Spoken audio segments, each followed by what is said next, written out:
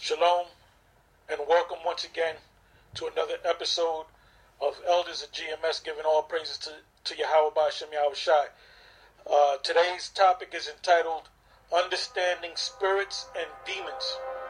And the reason why we're going to go through this because a brother had sent a message to us concerning demons. He seen demons. He had experienced demons attacking him, and he's a little shaken up by it. So we had responded back to the brother saying that don't worry, we're going to cover it in the next show. Basically, he put it in letter form, and it's a little long, so I don't want to get into it. But that's basically the letter is basically saying that what I just said. He's experiencing these demons attacking him, and we all go through that. We all get jumped by demons. All right. When you have sleep, the demons hold you down. When you can't speak, you can't move. You have to fight them in the spirit. Because now we're in a time when you come into this truth, you can't stay on one level. You got people in there that just watch videos and they think that they're part of the elect. Part of the elect is doing the work of the Most High and growing in the spirit. You're supposed to grow in this thing. Not knocking that brother, but the cure for you is to grow in these scriptures, to read these scriptures, to watch the videos, and to let the videos sink into your belly, so to speak, and read those scriptures and understand the precepts and build. And you got to build yourself up in the faith. All right. Like I said, that's not just to him. That's for all of y'all. Some of you brothers out there have been in this thing for 3-4 years, and you can't be on the same level that you was when you had your first 6 months in this thing. You got to be on a higher level. You got to understand the spirits. Oh, I'm gonna say this too. A couple of the young brothers in our camp, this woman, she was being possessed by demons. Her house was being possessed by demons, and she basically came to me. And I basically got a handful of brothers that live kind of close to her. And I said, well, you brothers, I'm going to put you on a mission. They had nervous looks on their faces. And they kept saying, well, what kind of prayer do we do? What do we do? I said, look, man, y'all been in this thing long enough. You figure it out. And from what I heard, they had went to the woman's house finally. And they had put up the prayers. And they actually felt the presence of the demons leave right out the window. I didn't get a chance to actually talk to them, but you know what that did? That built up their spirit even more. Because experience is what? Experience is something that you go through and that you do. It's not something that you read. It's something that you actually physically do. When you do it, you have that experience. So them brothers have the experience of exercising a house, exercising demons from a house. And I had told them brothers that we did an exorcism of a whole building, and even Gehenna was there. So you can ask him, he'll tell you. All right, me and him was young in the truth, and we were like a little nervous at the thing. It was Marsha, Arya, Shaw, and the rest of the so-called top brothers. And there was a bunch of us, man. And we had to exercise a 6-story building. Exercise the demons out of that building. And one of the men the guy actually owned the building, and he had brought in evidence that there were demons in the building. He had pictures, because he found out every morning the garbage cans were pushed over. And he had took pictures of the garbage cans, and when the pictures were developed, he saw fires, like fire sticks in one picture. Then the next picture, the fire sticks turned to the form of human bodies. Turned into, it was like 3. It was like a little small one and 2 big ones. And that's Hebrews. I know where you're going. Hebrews 1, which I already got in the list. All right. But so that's how we knew that those were spirits or demons, because spirits come in the form of fire, because fire is what? Pure energy. What's a spirit.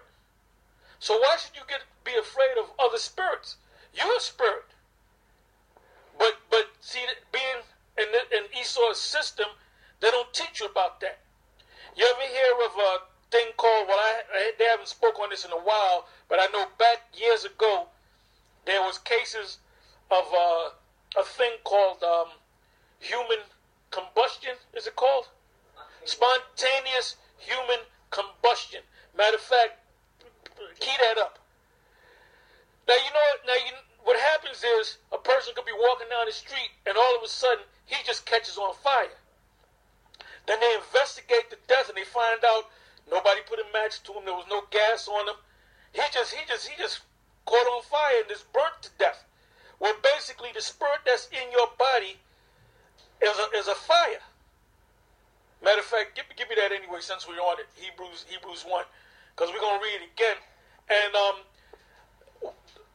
this body's made out of flesh, but the Most High put that fire, which is your spirit or your soul. Your soul is your mind, but your spirit is your energy, which goes hand in hand with your soul. In other words, your mind, your life force. That's you. So when you die, that body is just materials, man. It breaks back into the elements like anything else. That's why your body decomposes, because that life force, that spirit, that fire is out of you.